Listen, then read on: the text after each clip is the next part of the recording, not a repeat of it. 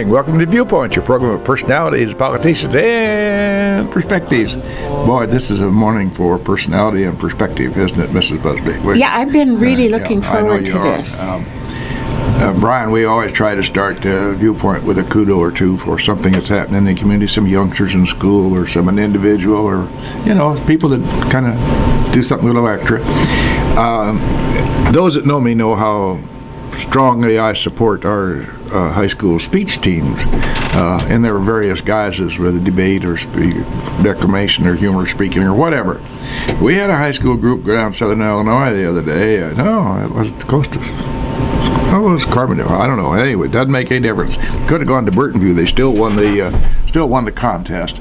We had a high school group that has a group interpretation team, and they won the sectional championship. Now, what group interpretation is, I'm not exactly certain. These groups, these youngsters get together, and they work on plays and productions that have been on Broadway, and they cut them up and slice them and dice them and report on them. And so in any event, it's pretty complicated. But these kids won the sectional championship, so good for them. There's quite a history of winning in the speech teams at the high school. Yeah, it goes back to Are either of your kids involved in that?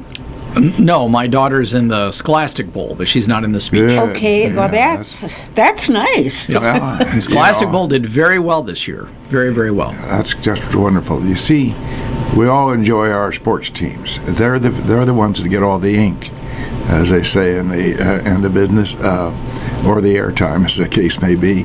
But these other extracurricular activities youngsters get involved in, Scholastic Bowl, speech teams, wrestling, one of the minor sports. Nonetheless, they work just as hard. They work awful hard. They were so. I got to just tell you this, just because it makes me happy. Well, if it makes her happy, Jim will listen. A long time ago, when Joyce Kinsey's son David was a wrestler, she went to a wrestling meet and started to pass out. She'd never seen anything so intense. Yeah. And it is intense. There's no passing the bus to one of the other 4 people on the floor or the other 10 people on the field. It's you. And they had to put her head down because she was fainting. that was her boy out there. Poor thing. Bless her heart. Well, those lesser sports, they require the same dedication. So we ought to support all of them. Now, this being the Holy Week, it is. It's hard to believe it slipped in on us. Tomorrow's Maundy Thursday. We have an important figure in the history of our religion, and Judith K. wanted to know more about that. So we have an expert. So Judith K., why don't you introduce our nice guest this morning? We appreciate his being here and giving of his time. Most grateful to you. Dr. Brian Messner is with Lincoln Christian University, and he has long studied Pontius Pilate as a person and what kind of governor he was, what kind of person he was. And Dr. Messner is well acquainted with the Roman system of governance. And so we're going to kind of start, I think. Would that be fair to you, Doctor? If we start with who Pontius Pilate is. Sure, we can talk about that. Pilate is, of course, a very important figure in the Bible because he's a central figure in the trial of Jesus. Outside the Bible, we both know a lot about him and don't know a lot about him at the same time, which is common for figures in the early 1st century AD. We don't know where he's from. We think he's Italian because governors who staffed provinces at this time in the Roman administration, Roman bureaucracy, were typically Italians. So he's probably Italian. His name would suggest he's Italian. He's probably of the equestrian group in Rome, or the equestrian class. He's probably from that group of people who are the businessmen and kind of the not top of society, that'd be the patricians and the senators, but he's of that kind of second tier group of people, much wealthier than your typical average man on the street, but not as prominent and important as a senator would be. So he's probably that group when we make that guess, because people that we do know who are equestrians tended to be governors of those kinds of provinces. So he's probably middle-aged. He's probably got some experience already in governing. We don't know anything about his resume before he becomes governor of Judea. What kind of governor was he? Was he just? And did he govern well? Well, that's a much vexed question, as we say in my field, because there are some people who think he did a good job and some people who think he was awful. So on the good side, which side of the fence you're on. Well, that's right. Of course, we're talking about political figures, so there's always a lot of debate about whether they're good rulers or not, which is true of political figures even today, of course. But a lot of people would point to some of the evidence we have about him outside of the Bible, and that we have 4 stories about him outside of the New Testament, and point to those stories and say, well, he was an awful person. He massacred people. He did a lot of bad things. People say bad things about him in the ancient text. But the Emperor Tiberius left him in power for 10 years. He was governor from about 26 AD to 36 AD, so it's right in the period when Jesus has his ministry. And to be left in power for 10 years suggests that he was actually doing a good job. Tiberius must have thought he was doing a good job because he left him in power for 10 years, which is an unusually long period of time to be a governor at this time. So Tiberius must have liked the job that he did. What would constitute a good governor? That they didn't have a war in their territory? Or? Oh, yeah. Balance the budget? Sure. Well, yeah. Budgets are such a vexed question. You know? We're not going to get into talking about budgets and state government here, but you didn't have to do a whole lot to be considered a good governor. You kept the peace in your province. So long as you kept the peace, so long as the people didn't rebel, that was a good thing. And, of course, you collected the taxes and sent tax money on to Rome. And those are really the 2 main things that they're going to be interested in. If you can keep the peace and continue to collect the taxes without interruption, without problem, that's fine. And Tiberius was very, very keen on having people collect taxes but not being too harsh about it. We know that he reprimanded one of the governors of Egypt for being too harsh in tax collection. But when he committed that mass murder, that's part of keeping the peace? Oh, well, yeah, he has a bit of a checkered history. And on the bad side, people point to some things that he did. We have 3 stories from the Jewish historian Josephus and one from a Jewish writer called Philo about Pilate. In the first one, well, and I'm just going to give these in the order that I think they happen. We don't really know for sure when in his tenure of governor they happen. In one story, Pilate sends some military standards, military decorations into the city of Jerusalem. And these standards are these kind of regimental flags is the way that we would sort of understand them today.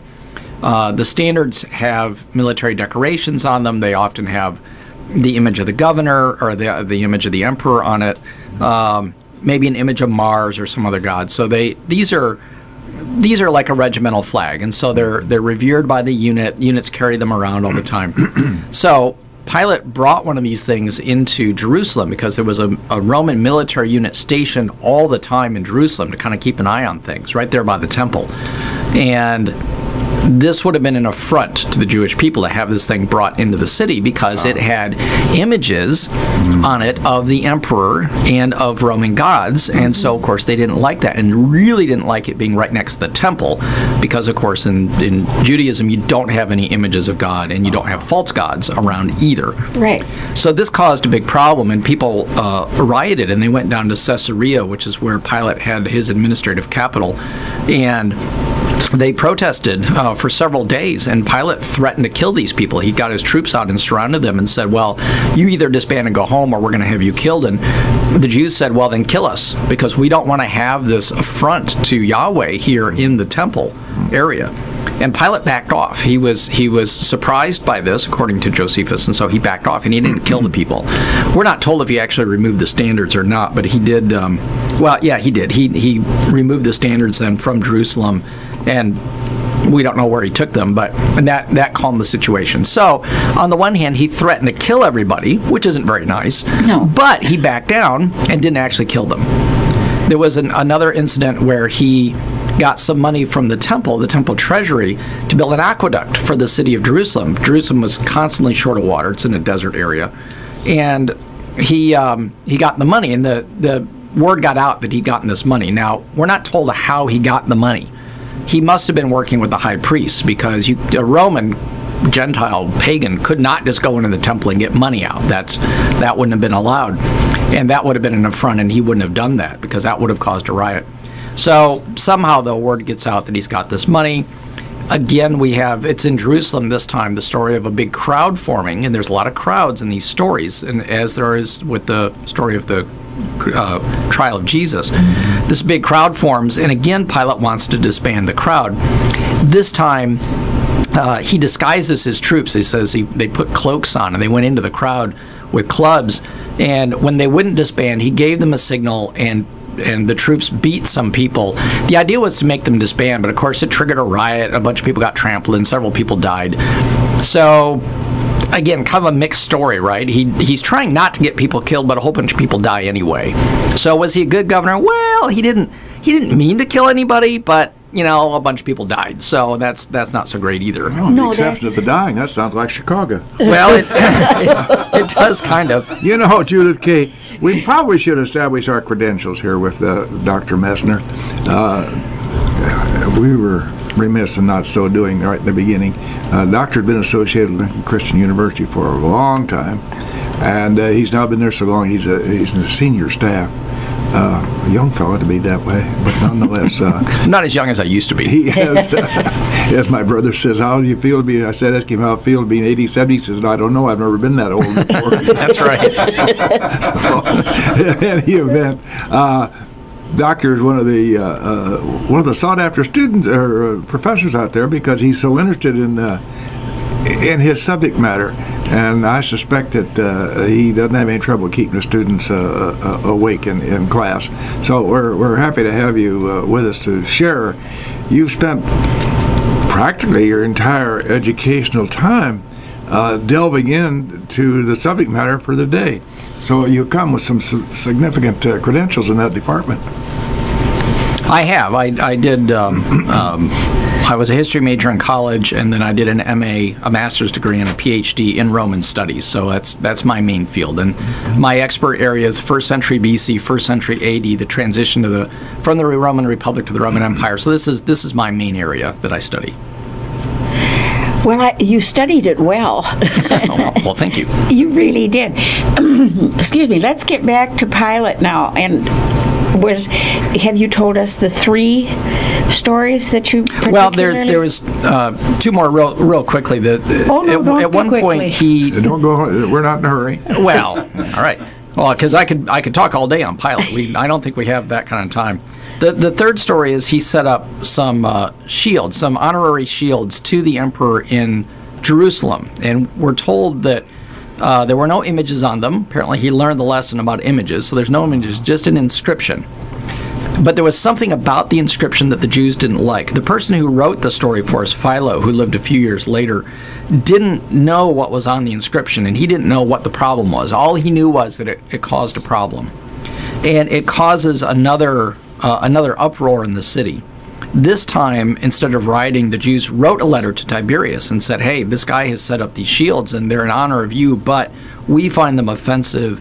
And according to Philo, then Tiberius wrote a letter back and told him to remove the shields from Jerusalem and set them up in Caesarea instead. Caesarea is still in Judea, but Herod the Great built the city of Caesarea for the Romans. It had pagan temples in it. It had, it was sort of a little pagan enclave in the midst of Judea, which is otherwise very heavily Jewish. And Jews tolerated that kind of thing in Caesarea in a way that they wouldn't right there in Jerusalem, which is, of course, right next to the temple, and they're not going to put up that kind of thing there. The last story is the story of the Samaritans, and in the mid-30s AD, there was a Samaritan, and the Samaritans were a group of people who lived just north of Jerusalem in the area of Samaria. If you're familiar with Bible stories, this is where the Good Samaritan guy, of course, would come from. He's a Samaritan. The Samaritans lived just north of Judea. They didn't accept that God wanted them to worship at the temple in Jerusalem. They thought they were supposed to worship in Mount Gerizim, and that was a long-standing dispute between the two groups of people. And there was a guy who was kind of a false prophet, and he thought that he should lead a group of people to go worship in Mount Gerizim. Well, he got a very big crowd of people together. They had weapons. Pilate didn't like it. He sent some troops up there to block their trip to Mount Gerizim. Things turned ugly. A bunch of Samaritans got massacred because they wouldn't disband.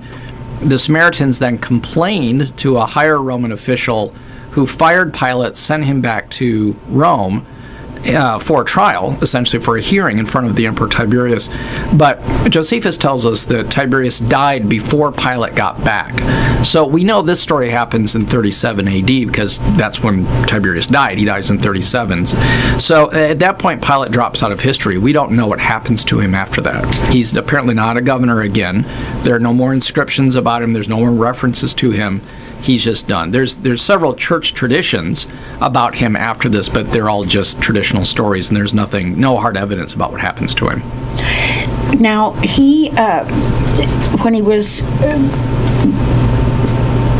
learning about the Christ being in the picture, he must have had a file on him because the man was gathering great crowds, and that would be of concern because, like you say, when they'd have a crowd and a riot, sometimes things didn't go too well. So he must have been aware of Jesus. That's my guess, because when you look at the trial, there's kind of a funny thing right at the very beginning of it. In the Gospel of Luke, we're told that the Jewish leadership, which we usually construe as the Sanhedrin, brings Jesus to Pilate. Of course, they arrest him in the evening. They have a hearing before the Sanhedrin overnight. And then in the morning, they bring him to Pilate. They want to execute Jesus, and the only authority with legitimate power to execute is the Roman governor. And so they have to, if they're going to execute Jesus and do it legally, they have to get Pilate to do it. So they bring him to Pilate, and they charge him with three things. And Luke makes this very clear, that he is charged with treason or subversion. He's charged with encouraging people not to pay their taxes. And they say he claims to be Christ, a king. He claims kingship. That was the big one. That's, of course, going to be the big one for Pilate. But it's curious that Pilate ignores the first two charges. Now, you would think any one of those charges would really get a governor's attention. Hey, this guy is trying to get people to be treasonous. This guy is encouraging people not to pay their taxes. This guy is claiming to be a king when he's not. Any one of those things would be a big deal. And yet Pilate ignores the first two, which is a little funny. He only focuses on kingship. And although there are some variations in the trial story in the four Gospels, it's very clear that the kingship issue is the only one that Pilate talks about.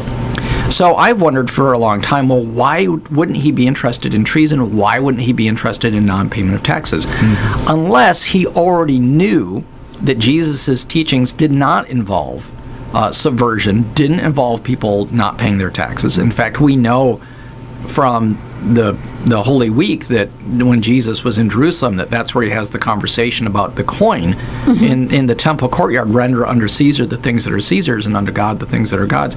Jesus makes it very clear that no, you should be paying your taxes. You should pay your taxes, not pay them.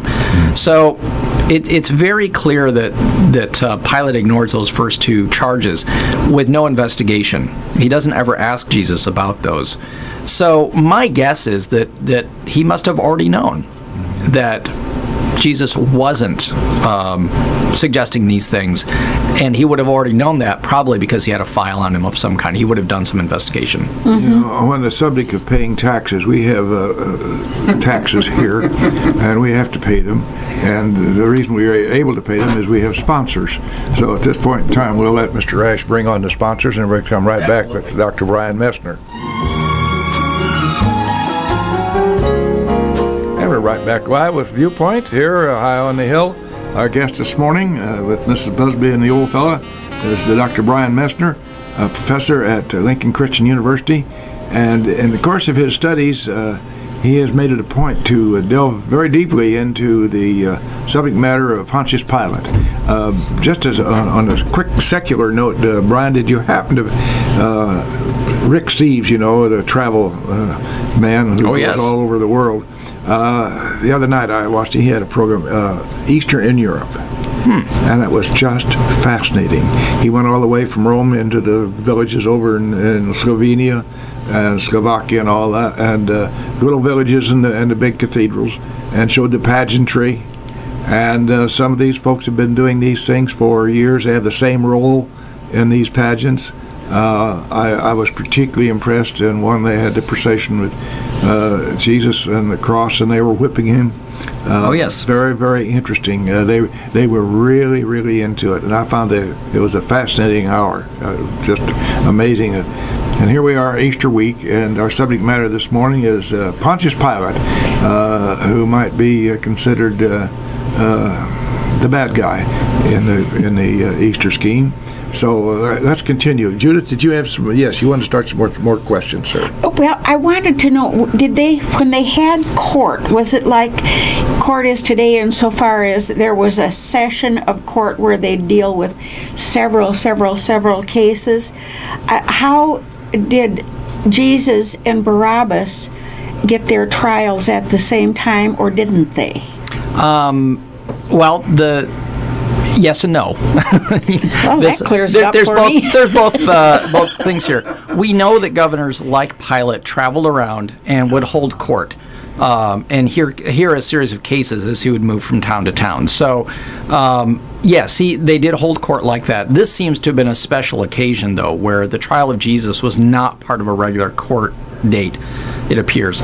The Barabbas thing, we're not sure if he'd had a trial already or not. He is in prison. He's in custody because he'd been captured. We're told in the Bible that he was arrested because he was trying to begin a stasis in the city. A stasis is a Greek word for a riot, but it's a riot. It's the worst form of civil unrest you can have. And when I lecture on this stuff, I liken it to what happened with Hurricane Katrina in New Orleans several years ago, when there was a complete breakdown of civic authority, and you know what happened at the football stadium there and everything in the Superdome, and it was just awful. Nobody knew what was going on. That's like a stasis where there's no police and everything is just chaotic and there's murders and all that. That's the kind of thing that Barabbas was trying to do in the city. That he was a fomenter of he was trying to create this awful chaos in the city, probably as a way of overthrowing the Romans, or maybe just for his own benefit.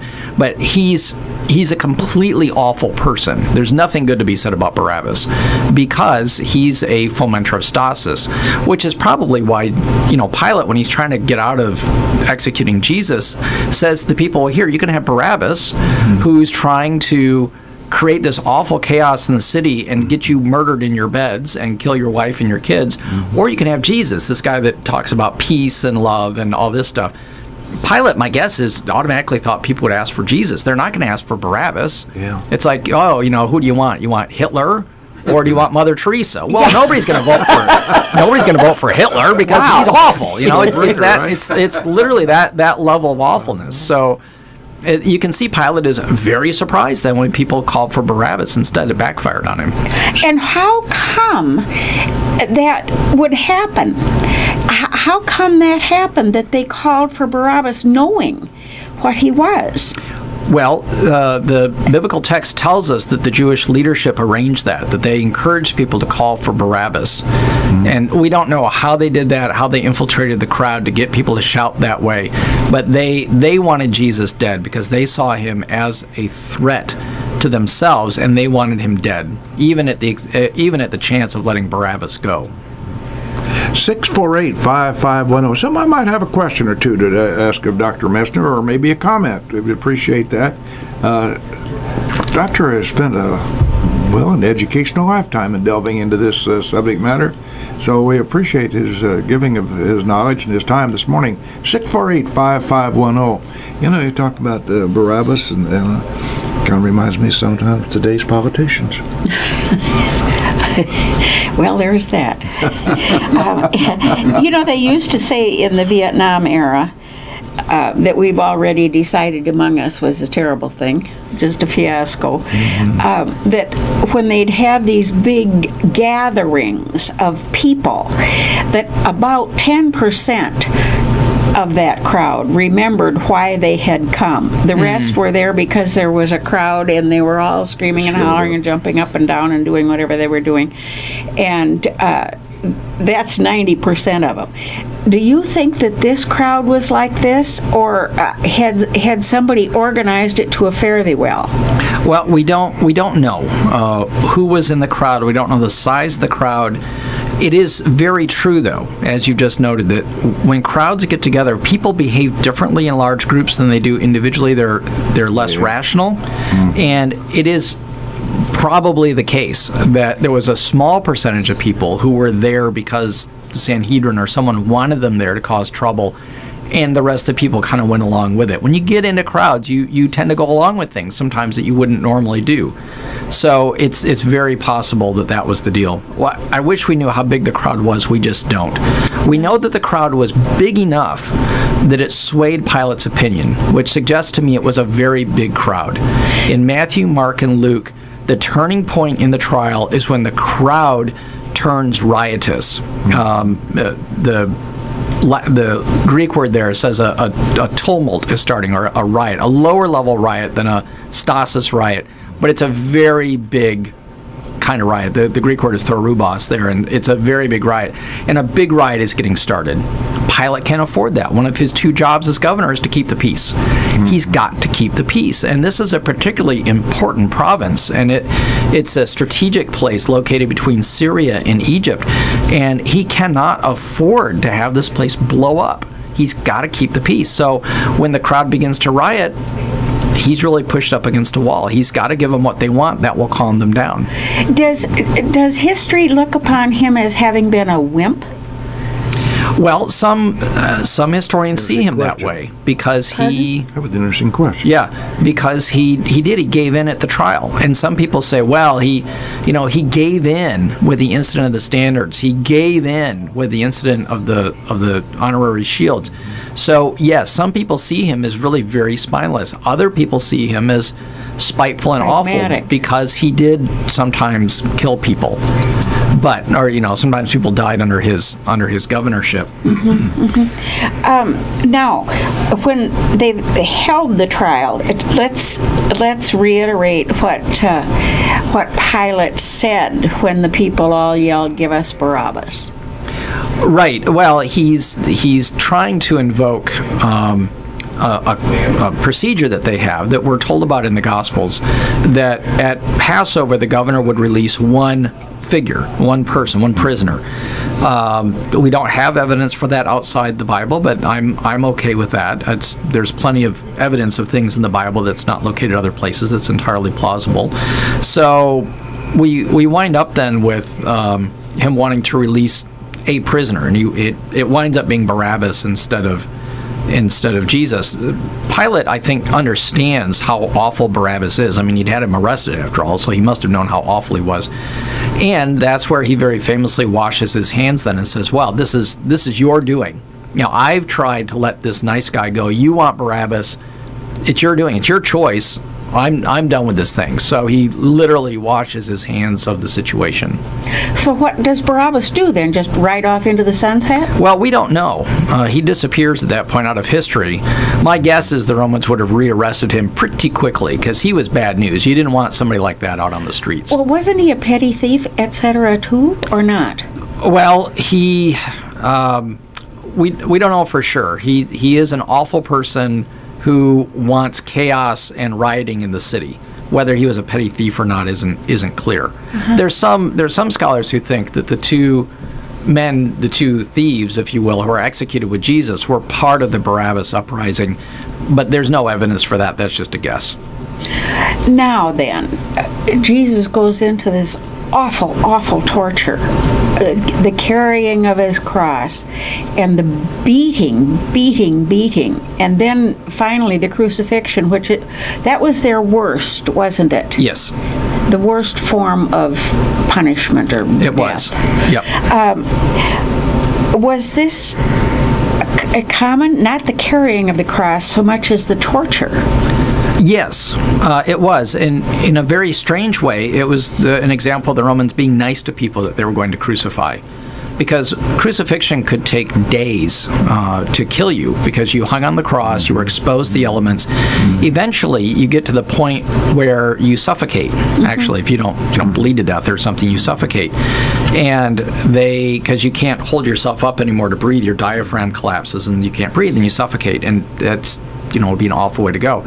So in order to speed things along, in order to keep people from hanging there too long, the Romans would rough them up, give them a severe beating that would weaken you, a lot of blood loss, and it would speed up the process of dying on the cross, which is why, of course, they go around and break the legs of the two thieves on either side of Jesus. If your legs are broken, you can't hold yourself up anymore. You're going to die a lot more quickly. Okay. Which sounds a little weird that you would see this as a nice thing. Doctor and Jim, I was sitting here reflecting upon the difference between graduating from Sunday school with a summa cum laude and just graduating from Sunday school. If I had my hat on this morning, I'd doff it to you with your expertise and your questions. And don't be. I don't want to make light of this. You're being. I don't want to make light. This is a very serious subject matter. And Judy had the idea that since this would be Easter week, and that fellow, the name of Pilate, being somewhat famous during this period of time, we ought to know a little more about him. And so we brought the guy in who can tell us about it. Is there one thing, Doctor, in your studies, long that they have been, that would point to something unusual or something got your attention more than other things in your studies? Just about Pilate? Yes, please. I think one of the really interesting things that I find in my studies about Pilate is the way that the trial is portrayed in the Synoptic Gospels, in Matthew, Mark, and Luke, and the way it's portrayed in John. The outcome is the same, the issues are the same, but the turning points are different. In the Synoptic Gospels, in Matthew, Mark, and Luke, it's really the crowd pressure that causes Pilate to say, okay, we're done, I'm going to execute him in order to keep the peace. In John, the crowd is there, crowd pressure is there, but the turning point comes more subtly, I think, when the Jewish leadership says to Pilate, either you do this or you are not Caesar's friend. And that really caught my attention several years ago, because normally a threat like that is not a threat at all. No. Roman governors don't worry about what provincials think about them. Roman governors are well insulated from prosecution. They cannot be prosecuted while they're in office by provincials. So he doesn't really have to worry about these guys a whole lot. So I got to wondering, well, why is it that comment, which is really a threat to Pilate, either you do this or you're not going to be his friend, why would that be so significant? What would make Pilate turn on that point? Yeah. And I got to looking at what's going on in the Roman Empire and what's going on especially in the reign of Tiberius.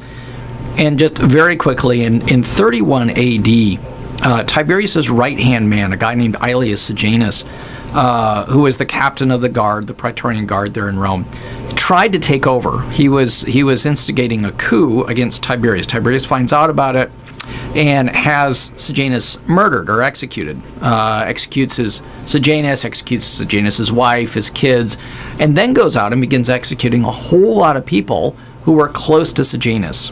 Governmental officials, bureaucrats, governors, a whole lot of people just like Pilate get executed around the empire. And for about a year and a half or so, there's a lot of executions going on. So people like Pilate are scared. They're worried because if they get connected to Sejanus, then they're done. Now the question is, when did the trial happen? A lot of people put the trial early in 29. I'm a late trial person myself. I think it happened more like 32, 33 AD, and probably 33 is a better date. If the trial happens in early 33, in March or April, at Passover, 33 AD, then we're right in this period just after the fall of Sejanus, when a lot of people like Pilate are being executed or are being forced to commit suicide. But you're dead either way. Either you're executed or you're forced to commit suicide. And for a long time. And you're dead for a very long time. And a lot of the guys actually chose suicide because if the Roman state executes you, the Roman state takes your property away and leaves your family impoverished. If you commit suicide, the Roman state doesn't take your property and you provide for your family. They had really unique laws. Well, it was a little different. So Tiberius, to save time, would often send a courier out with a box with a knife in it. And he'd take it to the governor and show him the knife in the box, and the governor understood you were supposed to commit suicide, save everybody the trouble of the trial. So this is kind of going on at this time. So my guess is, kind of reading between the lines a little bit and putting Tiberius and Sejanus into the picture, I think what the Sanhedrin is saying to Pilate is, look, either you execute this guy or you're not Tiberius's friend. And if you're not Tiberius's friend, you're his enemy, which means you're a friend of Sejanus. And friends of Sejanus right now, they die. So either you do this thing, or we're going to write a letter to Tiberius and say, this guy is a friend of Sejanus. And you know what's going to happen then? A knife's going to show up in a box, and you're going to be dead either way. So either you do this thing, or we're going to rat you out, even though apparently he didn't really have a connection to Sejanus because he survived this real bloodbath that happened across the empire. But just for someone to have said that about him was enough to get him killed? It could be. It could be. Tiberius was very suspicious. There were a lot of informers at the time. This was a big period for informers in Rome, and informers were able to make accusations, and it just saved a lot of time to execute people instead of doing the investigation. So, and for somebody like Pilate, you know, he's a relatively minor political figure. He's not going to have a lot of big political protection, so he's going to be at risk. Now, let's talk a little minute about the centurions. Were they mostly masochists? No, they were professional military men. Centurions are like sergeants in the army. They're really the guys that make the Roman army work, as sergeants are in all armies. They were the ones who did the torturing of Christ, weren't they? Well, the Roman troops did the torture, yes. Were they masochistic? Just across the board, pretty much? Well, shame on you. I don't know. If I would extrapolate to today, sure, there are people in those positions who enjoy torturing people who I would describe as masochists. There are other people for whom it's their job, they don't like it, but they wind up doing it because it's part of what they're ordered to do. How did they figure out when they, like you said, broke the legs of the two people on either side of him on Golgotha? How did they figure out that they weren't going to break his leg but would instead put a spear in his side? Well, they didn't break his legs because they said he was already dead. And you don't need to break his legs if he's already dead. And they punctured his side just to be sure. And that was something that they did. If you run a spear into somebody and they flinch, you know they're still alive. If you run a spear into them and they just hang there, then you know they're dead. Plus, if you puncture their lungs and heart, even if you don't go all the way to the heart, you just puncture their lungs, you're looking for suffocation in a crucifixion. So that's going to finish them off. Yeah. Now, Joseph of Arimathea gave Christ a place to be buried. Sure. But what would have happened to the other two? They probably didn't have that kind of friends. No, probably not. Roll them aside, maybe. Yeah, we don't know what would have happened to people like that. If you want to get them buried, for sure. You wouldn't just leave their bodies laying around. Bodies, decay. They didn't understand germs. That's not something that doctors and people are going to understand for another couple thousand years. But they knew that dead bodies were bad news and that you got sick being around them. And so they'd take them down and get them buried as quickly as they could. Now, they'd throw them in some kind of a pauper's grave. It wouldn't be a nice dugout tomb. It would just be a hole in the ground, and they'd pitch them in and get some dirt on them and call it even. And for people like Jesus who had a tomb, was this business of coming back to anoint the body a common practice, and why the anointing? Well, that's something that we wouldn't necessarily know. There's not a lot of evidence on that from the first century. Typically speaking, though, you want to prepare a body before you bury it. The idea of coming back to the body later would be a little unusual, because once you get the body in the ground, you don't want to mess with it anymore, because it is decaying in a hurry and you don't want to be around it because it can make you sick. So typically you're going to anoint ahead of time. Now this is an unusual situation because Jesus died on the Passover, sure. and so they got to get him buried and taken care of. Anointing the body would be, cleaning it, preparing it, making it a bit more presentable, and bringing the spices in, not necessarily to preserve it because they're not going to be interested in that, but just to mask the smells and all that are associated with it. Mm-hmm. So yeah, this my guess is this would be unusual that people would come back later and want to anoint the body. Mm-hmm. But given the circumstances, I don't know that they would have had an option. Mm-hmm. Dr. Messner, in your studies, and they've gone on for several years now, long years, have you come across any particular event that seemed to enlighten you or surprise you as regards to what you might have thought or heard before?